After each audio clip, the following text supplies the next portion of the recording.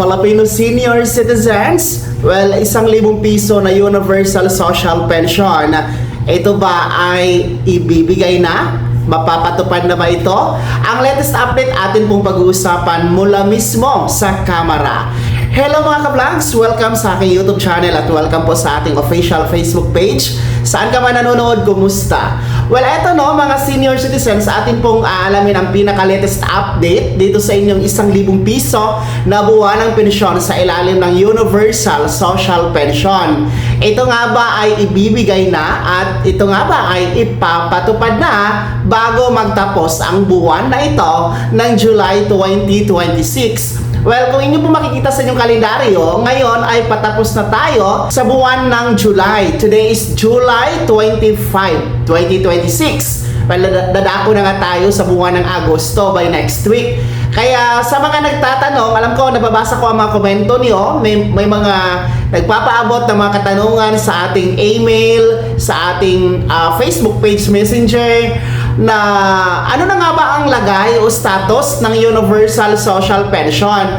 Para po sa kaalaman ng mga nakakatanda at hindi pa po alam kung ano itong Universal Social Pension, lalong-lalo pa yung mga baguhan pa lang na senior citizens, ito po ay panukalang batas, no? Bill po ito na naglalayon na magbigay ng 1,000 piso na buwanang pensyon para po sa lahat ng mga nakakatanda. Ano man ang status ng iyong pamumuhay, whatsoever the source ng iyong income, mayaman ka ba, mahirap, may pensyon sa SSS, GSIS or PIVA o wala, aba kasama ka. Kasi nga, ang panuntunan lamang dito sa Universal Social Pension Bill ay as long as you are a senior citizens, no? Kasi ang edad po ng pagiging senior citizen is nasa 60 years old. So yun lang po ang pamantayan dito. And syempre, ayon po sa NCSC, yung ating pong National Commission of Senior Citizens, kailangan magrehistro po kayo sa database, no, ng NCSC para po kayo mapabilang sa Universal Social Pension kapag ipatutupad na ito or ibibigay na ito, mga ka-vlogs. Well, sa ngayon, nasa mahigit 9 na milyon na ang nakarehistro sa database ng NCSC. So, meron pa tayong mga hindi pa nakarehistro kasi ang target dito nasa 12 milyon na mga senior citizens ang dapat mapasok dyan sa database ni NCSC. Kaya register na kayo sa mga hindi pa nakarehistro, no? Puntahan nyo lamang po ang website ni NCSC, ang www.ncsc.gov.ph. So online lamang ito na registration. Para sa mga hindi po marunong mag-online registration, pwede naman po kayo pumunta sa OSCA, no? Sa Office of the Senior Citizens Affairs na nasa LGU ninyo, o di kayo naman po sa LSWDO.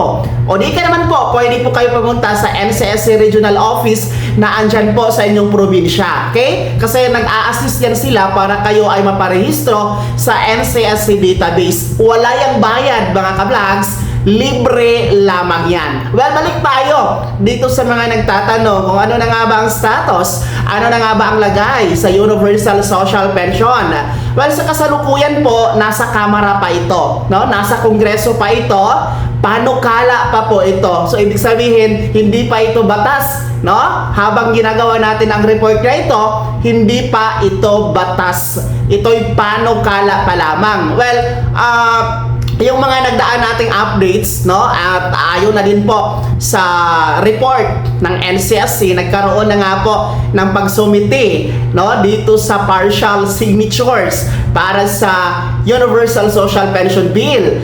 No, inyo pong natatandaan, mga ka-vlogs, no, ang United Senior Citizens Party List and the Senior Citizen Committee, no, sa pangunguna po ni Representative Milagros Aquino Magsaysay ay nagkaroon po ng kampanya. It is a 12 million vote or 12 million signature para po sa sasabatas sa Universal Social Pension. At ayon sa NCSC, isasubmit na nga ito sa plenaryo dyan sa Kamara. Pero hanggang sa kasalukuyan, no, as of today, July 25, 2026, nananatili po itong nasa committee pa no, ng senior citizen dyan sa Kamara. At hindi pa nga ito lumusot sa una, pangalawa at pangatlong pagbasa dyan sa Kamara. So in short, panukala pa lamang talaga siya, hindi pa po siya aprobado. At malabo po ito na ma-approve bago magtapos itong July, no? Kasi ilang araw na lang po ang nalalabi para sa buwan na ito ng July. Kaya hindi talaga siya kakayanin for this month. So, ang atin naman pong target nito, kahit pa paano, lulusot ito sa Kamara bago man lang tapos ang taon na ito, no? Kasi ito po'y magandang pamaskong handog, no? Maagang regalong handog para sa mga nakakatanda kung makakalusot ito diyan sa Kamara. At sana kakayanin bago magtapos ang 20th Congress na maisabatas na ang 1,000 piso na Universal Social Pension para sa inyo mga senior citizens. Kaya naman, ano po yung panawagan, no?